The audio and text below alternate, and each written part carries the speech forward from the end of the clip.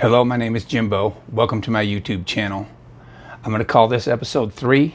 I'm going to dedicate this episode to my THC girls because this episode is about THC. A few years ago, I had a friend of mine ask me, said, Jimbo, do you remember the first time you got high? And I said, yes. I was 10 years old. It was the summer before I turned 11. The girls down the street gave me a joint and said, here, hit this. And I said, what is it? And they said, it's weed. So I hit that joint and they started laughing. So then I started acting all crazy, all silly, like, oh yeah, I'm real high. And I started dancing around and giggling. I don't know if I was high or not. I'm really not sure. They were laughing. I thought I was high. Fast forward, that episode led me to cigarettes. And my friend Yvonne, the same summer, lived across the street from me.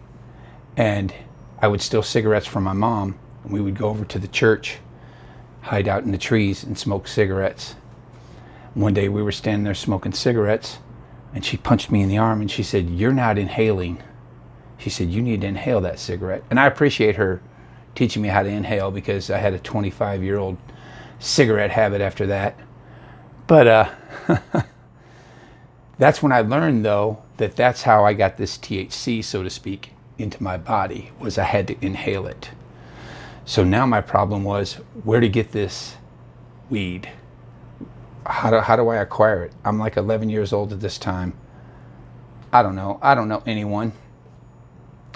But I did remember that I've seen marijuana plants growing next to some of these people's porches in the neighborhood that I grew up in. I mean, a lot of these guys, they would sit on the porch and smoke weed, and they would just throw the seeds off to the side. These seeds would germinate, and that Michigan soil is very, very fertile. They would germinate, they would sprout.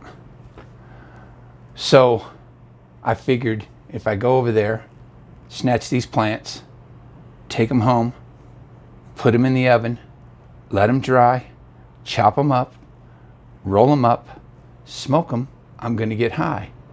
And I did. At the same time I'm telling my friend this story, he says, Jimbo, you can't get high off of that. Those are just fan leaves and stems. They don't contain any THC. My reply to him was, were you there? No. You don't know what I got high off of. I was high as a kite on that stuff. But I was smart enough to figure out that that wasn't enough. That wasn't what got you to where you needed to be. So I sneak around to another neighbor's porch, harvest a couple of plants.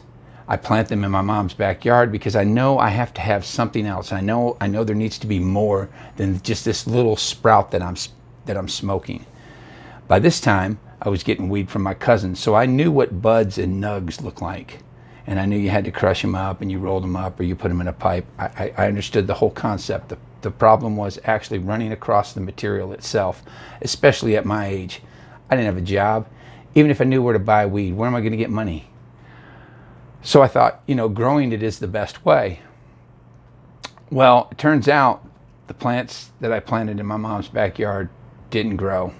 I still chopped them up. I still got very high off of it.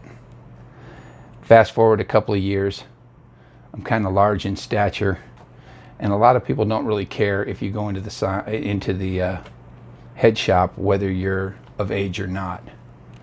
So I'm probably 13, 14 years old, and I go into this head shop, and there's this book that totally changed my life called The Marijuana Grower's Guide.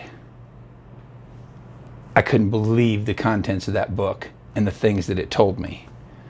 So the second thing I did was I thought, well, in order to cultivate this crop, I'm going to need money.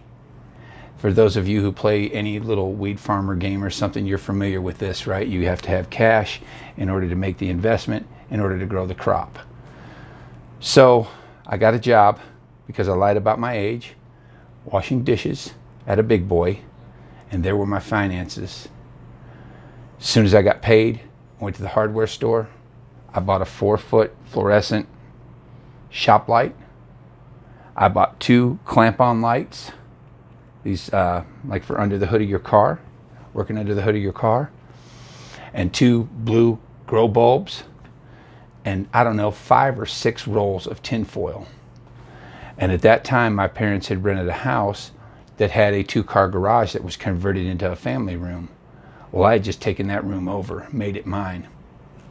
In one corner of that room, I lined the walls with tinfoil, and I hung my shop light from some chains, and I clamped my lights onto these 2 poles that I had on either side of that grow. Pardon me. And started growing weed. Well, the book had told me that these plants need a cycle. So what I did was I bought a timer and I made another wall of tinfoil in front of my first set of plants. That was going to be, I didn't know it at the time, but that was going to be my flower room. And I had a little access that was about a 2x2 area where I could crawl into and pull this tinfoil down and be in there with the plants and maintain the plants, water the plants, care for them.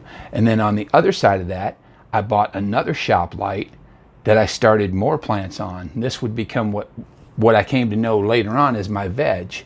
So as soon as I harvested the plants in the back, I was going to move these plants from veg into the back, so on, continue the cycle. It worked amazingly. However, at the same time, the job that I had working at Big Boy washing dishes opened up an opportunity for me because there was this Italian guy that ran the place that he dealt in weed, and he asked me if I wanted to start dealing weed for him. Naturally, how could I pass it up? I'm growing weed, I'm dealing weed, I have a job, more money is more money, more money is more lights is more weed, and so on and so on.